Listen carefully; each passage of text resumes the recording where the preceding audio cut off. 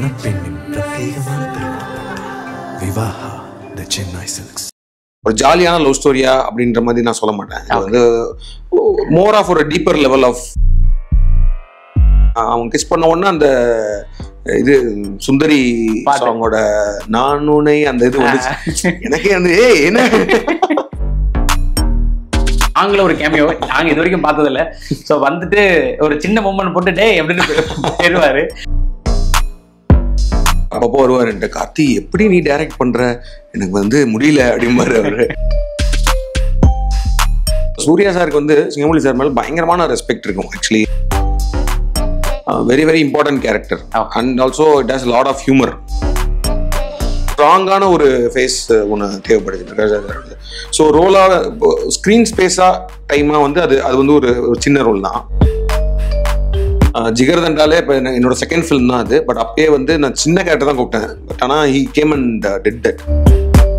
எங்கள் அப்பா ஒரு ரோல் பண்ணியிருக்காரு, சின்ன ரோல், பட் ஆனால் வெரி நைஸ் ரோல். ஏன் அவர் குட்டி ரோலாவே கொடுக்குறீங்க? அதை கேள்வி அவரு என்கிட்ட கேட்குறாரு. வந்து ஒரு கேங்ஸ்டர் படம் கிடையாது இது. நம்ம முன்னாடி இருந்து சொல்லும் போது இது கேங்ஸ்டர் படம் இஸ் அ வயலண்ட் மேன். அவருக்குள்ள அந்த வயலன்ஸ் இருக்கும், அந்த ஒரு ஆங்கர் இருக்கும் அப்படின்ற மாதிரி ஒரு ஆளு. அந்த சார் வணக்கம். வணக்கம், எப்படி இருக்கீங்க? நல்லா இருக்கேன். சூப்பர், ரொம்ப ஹாப்பி உங்களுக்கு பண்ணதில்ல. நல்லா இருக்கேன் சார், நல்லா இருக்கேன். ஸோ ஒவ்வொரு முறையும் உங்களை சந்திக்கும் போது பயங்கர பாசிட்டிவிட்டியோட திரும்பி ஆஃபீஸ்க்கோ வீட்டுக்கோ போவேன். ஸோ இந்த மாதிரி அந்த பாசிட்டிவிட்டியோட இந்த இன்டர்வியூ ஸ்டார்ட் பண்ணணும்னு நினைக்கிறேன். ஸோ பரபரப்பாக வேலைகள் போயிட்டு இருக்கோம், ரெட்ரோக்கான வேலைகள் எப்படி இருக்கு, ஸ்டேட் ஆஃப் மைண்டு? நல்லா ஜாலியாக பரபரப்பாக போயிட்டு இருக்கு. அதே நேரத்தில் ரொம்ப ஒரு மாதிரி கொஞ்சம் ஒரு என்ஜாயபிள் ஜோனில் தான் இருக்குது. எல்லாமே வந்து ஒரு பிடிச்சி பண்ணுற ஜோனில் தானே படமே இப்படிலாம் பண்ணிருக்கோம். ஸோ அதனால் அது இருக்குது.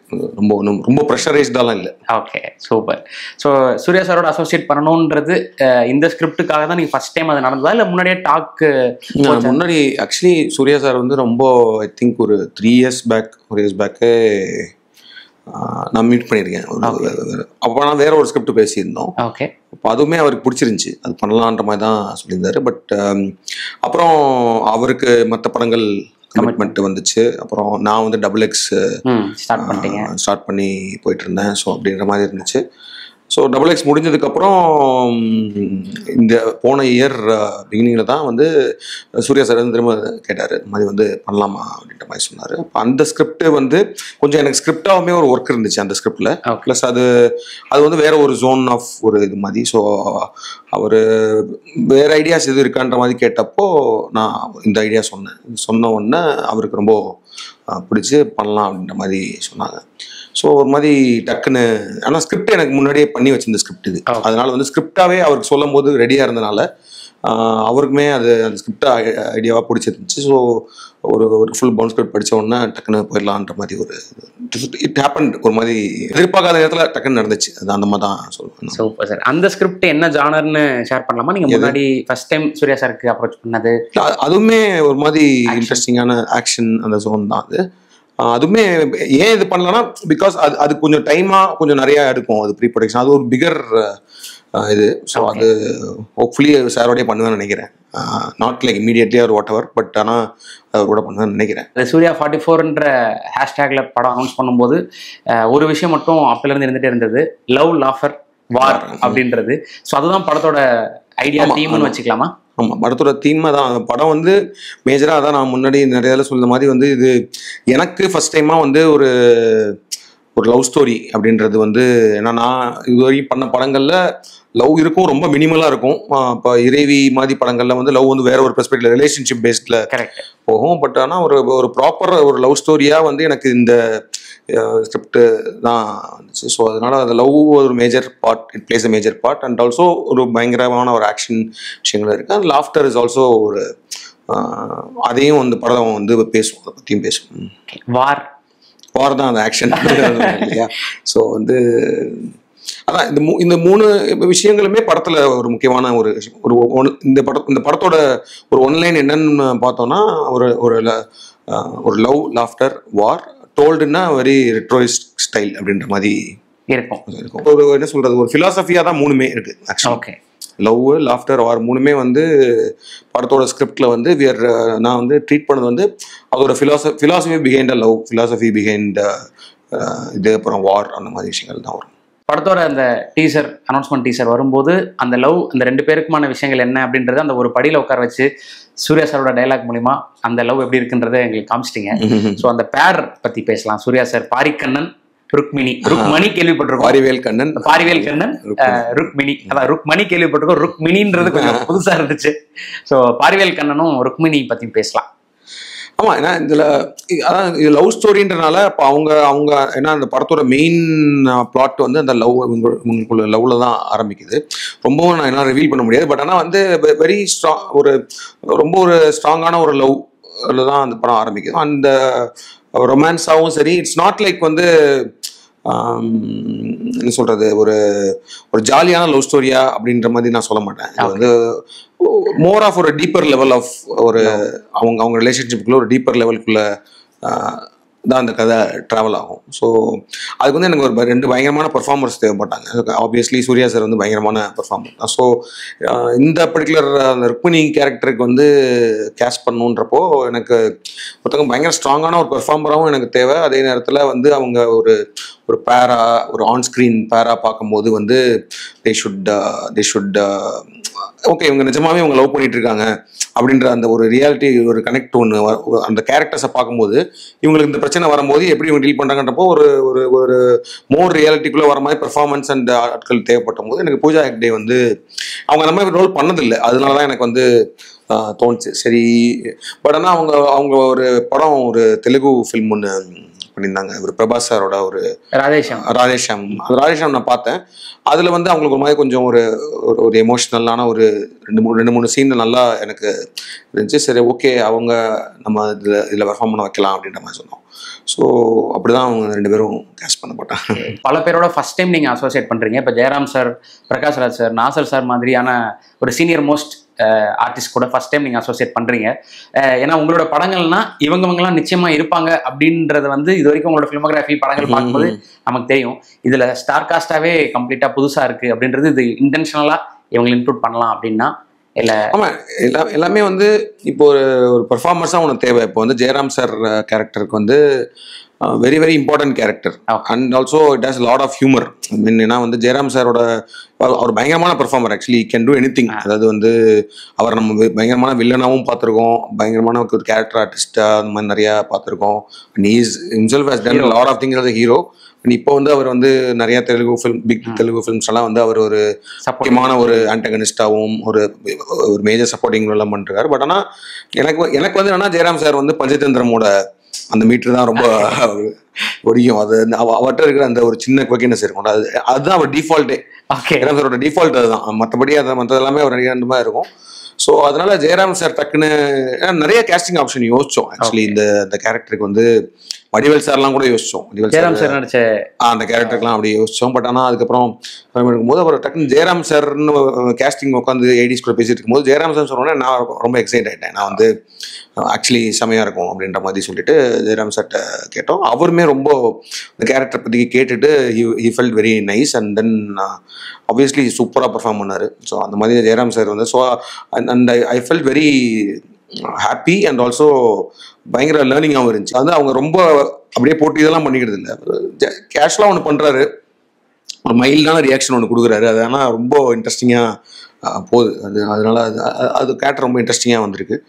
அண்ட் நாசர் சார் அண்ட் அதுவுமே எனக்கு ஒரு அந்த ஏஜ் குரூப்பில் ஒரு முக்கியமான ஒரு character, more of like one of the ஒரு ஆன்டகனிஸ்ட் மாதிரி ஒரு கேரக்டர் தான். அதுக்கு வந்து இப்போ என்னென்னா எனக்கு நாசர் சார்லாம் பெர்ஃபார்மராக ரொம்ப ரொம்ப பிடிக்கும். அவருக்கு எனக்கு அவரை ரொம்ப பிடிக்கும். ஜிகர்தண்டாலே இப்போ என்னோட செகண்ட் ஃபிலிம் தான் அது. பட் அப்பயே வந்து நான் சின்ன கேரக்டர் தான் கூப்பிட்டேன். பட் ஆனால் he came and did that. அது வந்து அவரோட ஒரு ஞானி தான் சொல்லணும். அப்பயே வந்து பண்ணி விட்டாரு.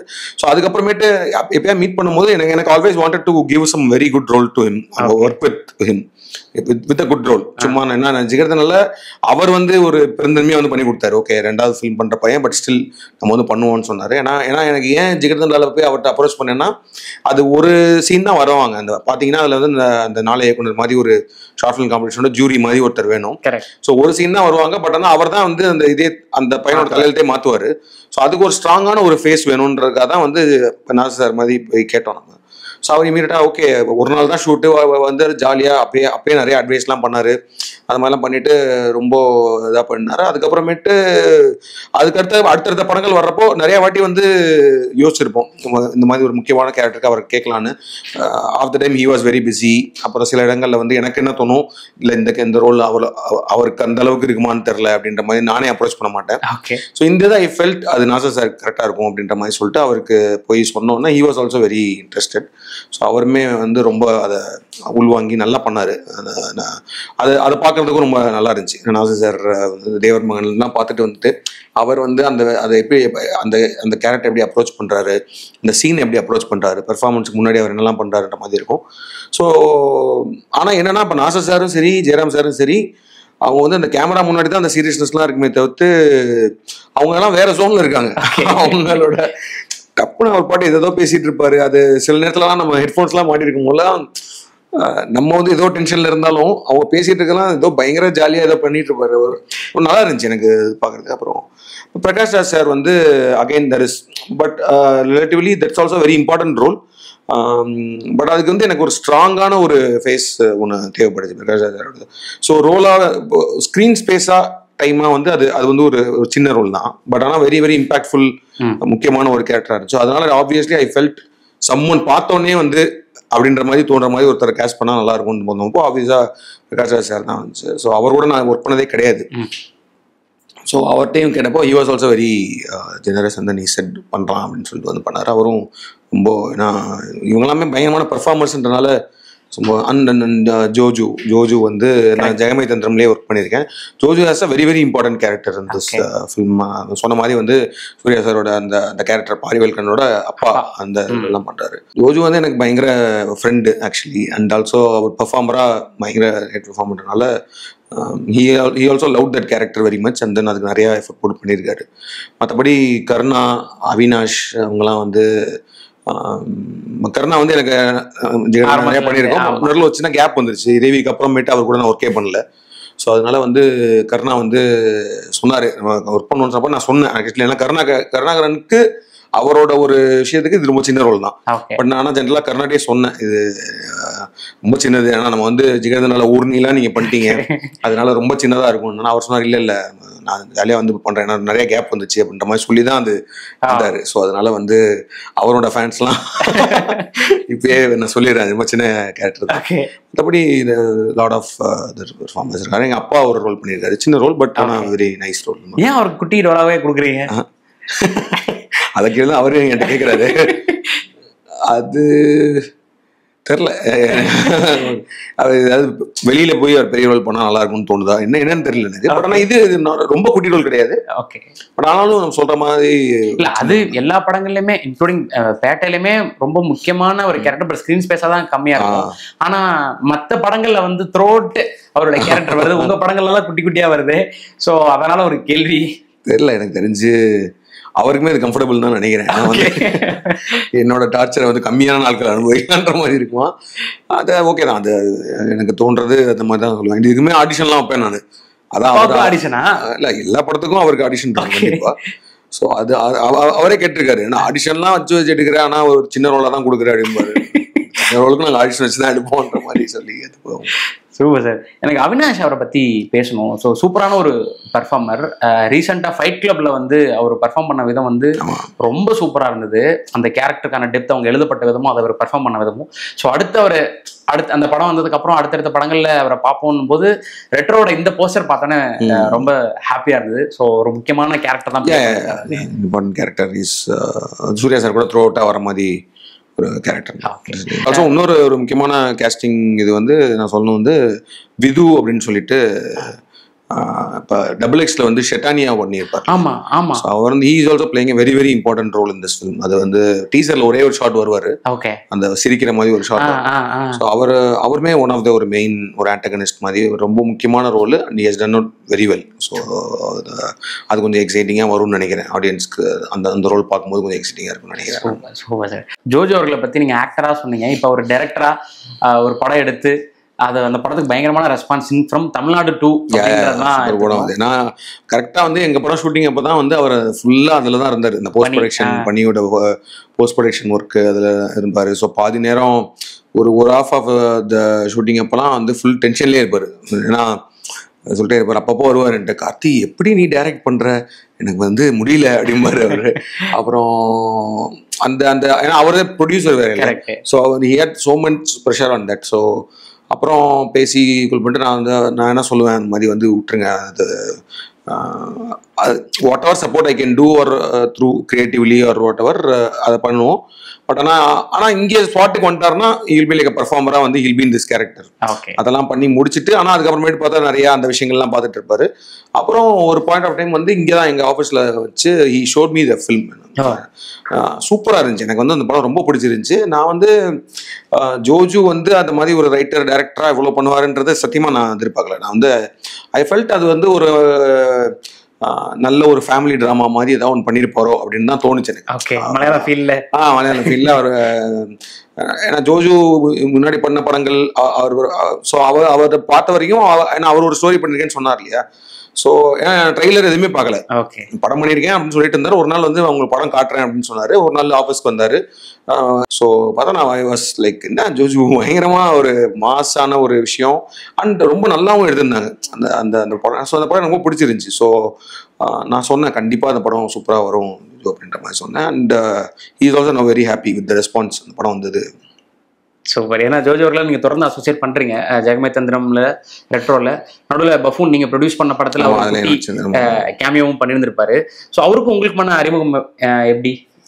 எனக்கு இதுதான், எனக்கு வந்து என்னன்னா அதுக்கு முன்னாடியே நாங்கள் வந்து இப்போ ஸ்டோன் பெஞ்சில் இருந்து ஒரு ஸ்டோன் பெஞ்ச் இண்டின்னு ஒன்று ஆரம்பித்தோம். என்ன ஐடியாவில் ஆரம்பித்தோன்னா ஒரு இண்டிபெண்டன்ட் ஃபிலிம்ஸு, ஆர்டோஸ் ஃபிலிம்ஸ் மாதிரி சில படங்களை எடுத்து அதை தேட்டருக்கு கொண்டு வரணும் அப்படின்ற மாதிரி ஐடியாவில் ஒன்று பண்ணலாம் அப்படின்னு ஃபியூ இயர்ஸ் பேக் ஒரு அது மாதிரி ஒன்று ஆரம்பித்தோம். அதை அனௌன்ஸ்மெண்ட்லாம் கூட பண்ணோம்.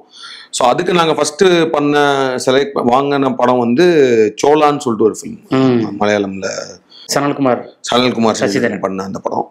ஸோ அது வந்து நாங்கள் தமிழில் ரிலீஸ் பண்ணலாம். ஸோ இந்த மாதிரி இந்தி ஃபில்மை ஃபார் எக்ஸாம்பிள் மலையாளம் ஃபில்ம்னா அது ஒரு தமிழ் டப் பண்ணி ரிலீஸ் பண்ணலான்ற மாதிரி தான் பிளான். ஸோ அந்த படம் பார்த்துட்டு எல்லாமே பண்ணும்போது தான் அந்த படத்தில் தான் நான் ஃபர்ஸ்ட் வந்து ஜோஜுவை பார்க்குறேன், அவரோட பெர்ஃபார்மன்ஸை பார்க்குறேன். அப்புறம் அந்த படம் ஷோ முடிஞ்ச உடனே ஆனால் ஜோஜு வந்து எப்படின்னா பர்சனல் லெவலில் பார்த்தீங்கன்னா டோட்டலாக contrast to what is performing. அவர் வந்து அவர் பண்ற காமெடிகளுக்குலாம் வந்து நினைச்சே பார்க்க முடியாது. இப்பெல்லாம் ஒருத்தன் காமெடி பண்ணுவானான்ற மாதிரி ரியல் லைஃப்ல சொல்றேன். ஸோ அவரால் வந்து பார்த்தா பயங்கரமான ஒரு டார்க்கான கேரக்டர் அவருக்கு, ரொம்ப ஒரு ஒரு மாதிரி பண்ணியிருப்பாரு, பார்த்தாலே கடுப்பாகும் அந்த மாதிரி தான் இருக்கும். ஸோ அந்த படம் பார்த்துட்டு நான் பேசிட்டு வந்தேன், பார்த்தா இவர் அப்பதான் வந்தாரு. அது அப்படியே கான்ட்ராஸ்டா ஏதோ ஒன்று பேசிட்டு இருந்தாரு. அதுல இருந்து எனக்கு நல்ல ஒரு ஃப்ரெண்ட்லியா பேசினாரு. அப்புறம் வந்து பெர்ஃபார்மன்ஸாகவும் அதுக்கப்புறம் நிறைய படங்கள் இந்த அப்பதான் வந்து அவர் எனக்கு அந்த ஜோசப் தானே அவரோட இது பாருங்க இது இந்த படம் வந்து மலையாளம் நல்லா போச்சு இந்த மாதிரி சொல்லிட்டு எனக்கு சொன்னாரு. அப்புறம் நான் ஜோசப் பார்த்தேன், எனக்கு சூப்பரா பண்ணியிருக்காருன்ற மாதிரி தோணுச்சு. அதுக்கப்புறமேட்டு ரெகுலரா அவர் படங்கள்லாம் பார்த்துட்டே இருந்தேன். அவன் ஜெகமே தந்திரம் வந்தப்போ எனக்கு அந்த மாதிரி கேரக்டர் அவர் பண்ணலான்னு சொன்னோன்னே he was also excited. So அதுக்கப்புறமேட்டு ஜெகமே தந்திரம் அப்புறம் கூட will be like frequently in touch, அடிக்கடி பேசுவார். அவர் பண்ணுற படங்கள்லாம் இரட்டாலாம் சூப்பராக பண்ணியிருந்தார் அவர். ஸோ அதெல்லாம் பார்த்துட்டு நான் அவர்கிட்ட பேசுவேன். ஸோ அந்த ஒரு ஃப்ரீக்வெண்ட் டச் இருந்துகிட்டே இருக்கும். ஸோ இங்கே சூர்யா சார் படம்னு சொல்லி நான் கேட்ட உடனே ஹி வாஸ் வெரி எக்ஸைட்டட். ஏன்னா அவர் பயங்கரமான சூர்யா சார் ஃபேன் வேறு அப்படின்னு சொல்லிட்டு வீணடா came and then he did thing. அப்பா கேரக்டர் வேற. ஆமாம் மகன். ஸோ செமையா பண்ணியிருக்காரு. ஓகே. ஏன்னா அந்த சாங்ல கனிமா சாங்ல ஒரு குட்டியா ஒரு சாங்ல ஒரு கேமியோ நாங்க இது வரைக்கும் பார்த்ததில்ல. ஸோ வந்துட்டு ஒரு சின்ன மூமெண்ட் போட்டு டே எப்படின்னு பேருவாரு. ஸோ அதுலேயே ரொம்ப சாமியா இருந்தது. லுக்காவும் நீங்க அவருக்கு வேற ஒன்று கொடுத்துருக்கீங்க, அது புரிஞ்சுக்க முடிஞ்சது. சிங்கம்புலி சார் பத்தி பேசணும். சூர்யா சாரோட ரொம்ப நாள் கழிச்சு அசோசியேட் ஆயிருக்காங்க. இதுல பூஜா டே அவங்களுக்கு அப்பாவா பண்ணியிருக்காரு அப்படின்றது. ஸோ சாரா காஸ்ட் பண்ணது ஏன்னா சமீபமா சார் ஒரு சென்சேஷன் மகாராஜாக்கு அப்புறம். ஸோ அதுக்கு முன்னாடி நீங்க பண்ணிருப்பீங்கன்னு நினைக்கிறேன். ஆமா, என்னன்னா ஆக்சுவலி வந்து சிங்கம்புலி சார் வந்து இப்போ சூர்யா சாருக்கு வந்து சிங்கம்புலி சார் மேலே பயங்கரமான ரெஸ்பெக்ட் இருக்கும் ஆக்சுவலி. ஏன்னா ஸ்கிரிப்ட் ரீடிங்லாம் பண்ணும்போது அப்புறம் பர்ஃபார்மன்ஸ் அந்த விஷயங்கள்லாம் பற்றி பேசிகிட்டு இருக்கும்போது நான் அடிக்கடி பிதாமன் ரெஃபரன்ஸ் சொல்லுவேன் அவர்கிட்ட. சார் அந்த பிதாமன்லாம் பண்ணியிருக்கீங்களா சார், அந்த மாதிரி ஒரு அந்த ஜோனில் அந்த அதெல்லாம் எப்படி சார் டக்குன்னு ஒரு நந்தாக்கு அப்புறமேட்டு அப்படி வந்துச்சுன்ற மாதிரி சொல்லும்போது சூர்யா சார் நிறையா வாட்டி சொல்லியிருக்காரு எனக்கு வந்து அதோட நான் அந்த பெர்ஃபார்மன்ஸ் கொடுத்ததுக்கு மெயின் காரணம் வந்து சிங்கம்புலி சார் தான் கொஞ்சம் ஐ திங்க் சிங்கமொழி சார் வாஸ் நேடி அந்த டைம் இருக்கும்போது நிறைய பாடி லாங்குவேஜ்ல இருந்து நிறைய அவர் இது இருக்கும் அப்படின்ற மாதிரி சொல்லிட்டு ப்ளஸ் அவர் செட்டில் இருந்தாலே ஒரு எனர்ஜி இருக்கும் அப்படின்ற மாதிரி சொல்லி நிறைய சொல்லியிருக்காரு சொல்லியிருக்காரு. அப்போ நான் வந்து இந்த மாதிரி ஒரு கேஸ்டிங் இது ஆப்ஷன் இருக்கும்போது நான் சொன்னேன் இந்த மாதிரி அவர் பண்ணலாமான்னு கேட்டேன். கண்டிப்பாக பண்ணுங்க, ஏன்னா வந்து எனக்கு நானும் ரொம்ப நாள் ஆச்சு அவர் கூட ஒர்க் பண்ணி. அது ரொம்ப சின்ன ரோல் தான், பட் ஸ்டில் சூர்யா சார் சொன்னார் அவர் சட்டம் தான் பயங்கர ஒரு எனர்ஜி இருக்கும் அப்படின்ற மாதிரி சொன்னார். அதுக்கு பெர்ஃபார்மராகவும் தெரியும், சூப்பராக பண்ணியிருந்தாரு. ஸோ அவர் ஆனால் அந்த சீன் ஷூட் பண்ணுறதுக்கு முன்னாடி மகாராஜா வந்துருச்சு. அவங்க வந்து நல்ல அவங்களுக்குள்ள இருக்க பாண்டிங் செமையாக இருந்துச்சு. அது சிங்கமொழி சார் சூப்பராக பண்ணியிருக்காரு. சின்ன role but he did very well. Super sir. So Suriya சாரோட கேரக்டர் பற்றி பேசலாமா? இது வந்து ஒரு மாதிரி 90s நடக்கிற கதை. 90s நடக்கிற கதை. அண்ட் மெயினாக வந்து இந்த கதையோட பிளாட்டாவே வந்து ஒரு கேரக்டர் ட்ரிவன் தான். கேரக்டர் ட்ரிவன் பாரியோட ஸ்டோரி தான். அந்த கேரக்டர் அவர் சின்ன வயசுலேருந்து இந்த வர்ற ஒரு ஜேர்னி தான் போகும். அதுக்குள்ளே நடக்கிற விஷயங்கள் தான். And most of the thing அந்த டீசர்லேயே சொல்லியிருப்போம்ல அந்த விஷயங்கள்லாம். அதாவது வந்து எங்கள் அப்பா கூட வேலை பார்க்க மாட்டேன், அப்புறமேட்டு அடிதடியெல்லாம் விட்டுறேன் அப்படின்லாம் சொல்லிட்டு ஒன்று பண்ணிட்டு அந்த லவ்வுக்காக is making a promise. And அந்த ப்ராமிஸ் அவரால் இது பண்ண முடிஞ்சா அதோட எஃபெக்ட்ஸ் என்ன அப்படின்ற மாதிரி தான் இட் வில் டேக் ஆன். அது வரைக்கும் சொன்னால் கரெக்டாக அதுக்கு மேலே படம்னா வந்து ஒரு நிறைய டைனமிக்ஸ் இருக்கிற கேரக்டர் அவருக்கு. சாருக்கு வந்து நிறைய பெர்ஃபார்மன்ஸ் ஸ்கோப் இருக்கிற கேரக்டராக நான் பார்க்குறேன். ஏன்னா பிகாஸ் ஐ திங்க் அவருக்குமே வந்து அந்த மாதிரி ஃபிலிம்ஸ் தான் சூஸ் பண்ணுவார், லைக் அவரோட பெர்ஃபார்மன்ஸுக்கான ஸ்கோப். ஸோ இதில் வந்து அண்ட் எப்படின்னா கேரக்டராக வந்து ரொம்ப ஒரு இட்ஸ் அ நார்மல் பர்சன். அதாவது வந்து நான் சொன்ன மாதிரி வந்து ஒரு கேங்ஸ்டர் படம் கிடையாது இது. நம்ம முன்னாடி சொல்லும் போது இது கேங்ஸ்டர் படம் இட்ஸ் அ வயலண்ட் மேன். அவருக்குள்ள அந்த வயலன்ஸ் இருக்கும், அந்த ஒரு ஆங்கர் இருக்கும் அப்படின்ற மாதிரி ஒரு ஆள். அவர் அந்த பொண்ணுக்காக நிறைய விஷயங்கள் மாற்றிக்கிறாரு அப்படின்ற ஒரு அந்த ஜோனுக்குள்ளே இருக்கும். But as a person is also ஒரு நம்மளை மாதிரி ஒரு ஆள் தான். ரொம்ப வல்னரபிளான எமோஷ்னலான அந்த மாதிரி இருக்கிற ஆள் தான். ஸோ அதனால பெர்ஃபார்மன்ஸாக நிறைய விஷயங்கள் எனக்கு வந்து ரொம்ப இன்ட்ரெஸ்டிங்காக பட்டுச்சு. அவர் சார் எப்படி பண்ண போகிறாருன்றது. And he's a great performer. So அதெல்லாம் பார்க்கும்போது அவருமே ரொம்ப என்ஜாய் பண்ணி தான் பண்ணார். அந்த விஷயங்கள்லாம் பண்ணும்போது என்ஜாய் பண்ணி தான் பண்ணார். டெஃபினட்டாக ஒரு மாதிரி நல்லா வந்திருக்குன்னு நம்புகிறேன். சூப்பர். ஸோ சாருக்கான காஸ்டியூம் லுக் பற்றி பேசணும். ஏன்னா அந்த ஃபர்ஸ்ட் நீங்கள் அவரோட பர்த்டேக்குன்னு நினைக்கிறேன் ஒரு குட்டியாக இந்த ஒன் ஒரு நடந்தது சிகரெட் பிடிச்சிட்டு வருவார். ஸோ அதுலேருந்து இப்போ இதில் ஒரு லுக் இருக்குது, அதில் ஒரு லுக் இருக்குது. ஸோ லுக் டிசைன் பண்ணதை பற்றிலாம் பேசலாம். ஏன்னா ஆமாம், அது என்னன்னா அதை சொன்ன மாதிரி வந்து அவருக்கு அந்த மேஜர் ஸ்டோரி வந்து 90s நடக்கிறது. பட் ஒரு கேப் ஆஃப் ஒரு 5 years நடக்கிற எபிசோட்ஸ் மாதிரி இருக்கும். ஆல்ரெடி நம்ம இங்கே கண்ணாடி போய் சாங் பார்த்துருப்பீங்க. ஸோ ஜெயிலில் ஒரு சின்ன சீக்வன்ஸ் இருக்கு. ஸோ ஜெயிலில் வந்து கொஞ்சம் வேற ஒரு லுக் ஒன்று தேவைப்பட்டுச்சு. கனிமால வேற மாதிரி இருக்காரு. ஆமாம், கனிமா வந்து அவரோட மேரேஜ் நடக்கிறப்போ வந்து அதில் ஒரு லுக்காக இருக்கணும். அந்த major portion of the film வந்து இந்த லுக்கில் இருக்கும், இந்த இதில் இருக்க மாதிரி இருக்கும். அண்ட் காஸ்டியூம் அண்ட் இது வந்து ஃபார் தட் பீரியட் அந்த 90s அந்த பீரியடுக்கான ஒரு செட்டப்பாகவும் அப்போ இருந்த ஒரு ஏன்னா அப்போ நம்ம அந்த 90s டைம்ல அப்போ இருந்த சினிமாவோட இன்ஃப்ளூயன்சஸ் இருக்கும்ல. ஸோ அப்போ தலைவர் இன்ஃப்ளூயன்ஸ் அதெல்லாம் வரும்ல. ஸோ அந்த ஸ்டைல்லையும் அந்த காஸ்டியூம்லையும் அந்த இருக்கும். அது எப்படின்னா ரொம்ப அப்பட்டமா அப்படி வைக்கல, பட் ஆனால் அது ஒரு பேக் லேயர்ல அது இருந்துகிட்டே இருக்கும். இப்போ வந்து அந்த ஸ்டைல் ஆஃப் காஸ்டியூம் இப்போ அப்போ கல்யாணத்துக்குலாம் எப்படி போடுவாங்கன்னா இப்போ ரெஃபரன்ஸ் என்ன அப்போ வந்து பெரிய படங்களோட அதுதான் அந்த மாதிரி ஷர்ட் தான் போடுவாங்க. அந்த மாதிரி ரெஃபரன்ஸ் இருந்துச்சு. அப்புறம் ஹேர் ஸ்டைல்லாம் வந்து பார்த்தா அது இருக்கும். மீசெல்லாம் வந்து ஜானியோட ரெஃபரன்ஸ் இருக்கும் அதில் வர. ஸோ ஏன்னா அப்படிதான் நம்ம மைண்ட் செட்டும் இருந்திருக்கும்ல அந்த டைம்ல இருக்கும்போது. எல்லாமே பார்த்தா அந்த சினிமா ஓட்டுனது தான் வந்து அந்த ஸ்டைலிங்கிறது அப்படிதானே இருந்துச்சு. அந்த ஃபேஷன்றது மேஜரா சினிமாவில் இருந்தால் அந்த ஃபேஷன் எல்லாருமே டிரைவ் பண்ணிட்டு அந்த 90s டைம்ல இருந்த அந்த இப்பயுமே அப்படிதான் இருக்கு. ஸோ அப்பயும் அப்படிதான் இருந்திருக்குன்றப்போ அதை ஒட்டி சில விஷயங்கள் இருக்கும், அவ்வளோதான். மற்றபடி டைரக்டா வந்து ஒரு ரெஃபரன்ஸ் வைக்கணுன்ற மாதிரிலாம் இல்லை, அது ஒரு லேயர்ல இருக்கும். ஓகே. ஆனா நிறைய மீம்லாம் நீங்க பார்த்துருப்பீங்க. ஒவ்வொரு டீசர்ல வந்த குட்டி குட்டி இதா ஷார்ட்ஸா போட்டு ரஜினி சார் படங்கள் இருக்க விஷயங்கள் அதில் நீங்க சொன்ன அந்த மீச அந்த படிக்கட்டில் உட்காந்து பேசுறத வந்து தளபதி அம்மா எனக்கு அது ரொம்ப ஹாப்பியா இருந்துச்சு அதை பார்க்கும்போது. ஏன்னா அந்த சீன் வந்து வாரணாசியில எடுத்தோம். ஆனா வாரணாசியில போய் ஒரு ரொமான்ஸ் சீன் எடுக்க போறோம், அந்த பக்கம் ஒரு நதி ஓடிட்டு இருக்கனால நம்ம மைண்டுக்கு அதுதான் வரும் இல்லையா, அதுதான் வரும். ஸோ அது ஷூட் பண்ணும் போதுமே வந்து எனக்கு ஆக்சுவலி வந்து ஏன்னா தளபதியில வந்து அந்த பர்டிகுலர் சீன் வந்து டே சீன், அது டேல தான் உட்காந்துருப்பாங்க. நாங்க எடுத்தது வந்து நைட்டு. ஸோ அப்போ எனக்கு மைண்ட்ல அது வரல. பட் ஆனா அந்த டீசர் கட் பண்ணும்போது ரெஃபரன்ஸ் மியூசிக் போடும்போது இதுதான் சுந்தரி அந்த அந்த அந்த சாங் தான் வச்சு ரெஃபரன்ஸ் டீசர் கட் பண்ணாங்க. ஸோ அது ஃபர்ஸ்ட் டைமாக ஏடிஸ் வந்து கூப்பிட்டு அந்த நான் சொல்லியிருந்தேன் இதுதான் டீசரோட ஐடியா, இப்படி இருக்கும் அப்புறமேட்டா வந்து அவங்க கல்யாணம் பண்ணிக்கலாமான்னு கேட்ட உடனே அவங்க கிஸ் பண்ணோன்னு ஒரு மியூசிக் ஒன்று ஸ்டார்ட் ஆகணும் அப்படின்ற மாதிரி சொன்னபோது பார்த்தா நான் ஃபர்ஸ்ட் டைமாக பார்க்குறேன் அவங்க கிஸ் பண்ண உடனே அந்த இது சுந்தரி சாங்கோட நானுனை அந்த இது வந்துச்சு. எனக்கே வந்து என்ன பயங்கரமா இருக்கு. அப்புறம் சந்தோஷுக்குமே அந்த ரெஃபரன்ஸ் அனுப்பிச்சேன் நான். சந்தோஷுக்கு அனுப்பிச்சிட்டு பாருங்க இந்த இது பயங்கரமா உட்காருது, ஸோ இந்த அளவுக்கு ஏதாவது ஒன்று பண்ணுங்கன்ற மாதிரி அவருக்கு சொன்னோம். அவருமே ஒரு ஏன்னா அவர் டீசர் பண்ணி ட்ராக்கும் சூப்பராக இருந்துச்சு. ஸோ ஒன்ஸ் டீசர் வந்தோடனே நிறைய பேர் அந்த ஷார்ட் அது கம்பேர் பண்ணும்போது ஐ ஃபெல்ட் ஹாப்பி. அந்த மாதிரி ஏன்னா அந்த ஐகானிக்ல மணிரத்னம் சார் மாதிரி ஒருத்தர் கிரியேட் பண்ண ஒரு இமேஜுக்கு க்ளோஸரா ஏதாவது நம்ம பண்றோம்ன்றது ஓகே. ஸோ வெஹிக்கிள்ஸ் வந்து நீங்க பொதுவாகவே உங்களோட படங்கள்ல ரெட்ரோ கார் இந்த மாதிரியான விஷயங்கள்லாம் வரும். ஸோ இதில் படமே ரெட்ரோ. ஸோ நீங்கள் யூஸ் பண்ண அந்த பைக்காக இருக்கட்டும், கே பஜாஜ் பைக்காக இருக்கட்டும், இப்போ சார் இருக்கு காரு, ஸோ இது எல்லாமே நீங்கள் மறுபடியும் இதில் பிரதானமாக இருக்கும் அப்படின்றத புரிஞ்சுக்க முடியுது. ஏன்னா படமே அந்த ஃபீல்டில் இருக்கு அப்படின்றனால. ஸோ அது சம்பந்தமான ஒர்க்ஸ் பற்றி பேச இருக்கும். ஏன்னா வந்து படத்தில் அதாவது இப்போ நம்ம அந்த டைம் பீரியட் காட்டுறதுக்கு டெஃபினட்டாக வந்து இதெல்லாம் தான் ஹெல்ப் பண்ணும். விஷுவலாக நம்ம வந்து ஒரு டைம் பீரியடை நம்ம காட்டுறோம் அப்படின்னா ஆப்வியஸ்லி வந்து அவங்க போடுற காஸ்டியூம், பின்னாடி இருக்கிற ப்ராப்ஸ், அப்புறம் அவங்க யூஸ் பண்ணுற வெஹிக்கிள்ஸ், இதுதான் வந்து அந்த டைம் பீரியட் நம்ம கொண்டு போவோம் எனி ஃபிலிம். ஸோ ஆப்வியஸ்லி அதில் ரொம்ப கேர் எடுத்து சில இடங்கள்ல வந்தாலுமே அந்த அந்த என்ன மாதிரி கார் வரணும் அப்படின்றதுல ஒரு இது இருக்கும்.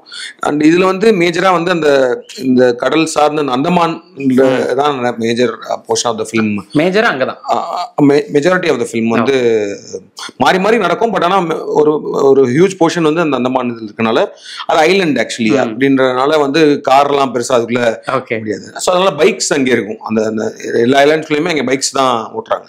ஸோ அதனால தான் வந்து இந்த எனக்கு அந்த பைக் பயங்கர ஃபேவரட்டான பைக் எனக்கு. அந்த ஒரு படத்தில் சார் ஓட்டுற அந்த கவாசாக்கி ஆர்டிசி பைக் இருக்குல்ல, அது வந்து எங்கள் அப்பா தான் வச்சிருந்தாரு. அந்த நிறைய வித்து திரும்ப தான் வாங்குவார் செகண்ட் அந்த மாதிரிலாம் இருக்கும். ஸோ அந்த பைக் எனக்கு அந்த ஸோ அதுதான் கேட்டிருந்தேன் அந்த இது அந்த அப்புறம் RX-100 இந்த மாதிரி விஷயங்கள்லாம். ஸோ அதெல்லாம் பார்க்கும்போது ஒரு எனர்ஜி இருக்கும் ஆக்சுவலி அதை பார்க்கும்போது. ஸோ அந்த மாதிரி there is an importance to all this thing. But அது வந்து ரொம்ப பிரதானமாக அதில் வரும்ன்றது சொல்ல வரல. பட் அது பேக்ரவுண்டில் இருக்கும்.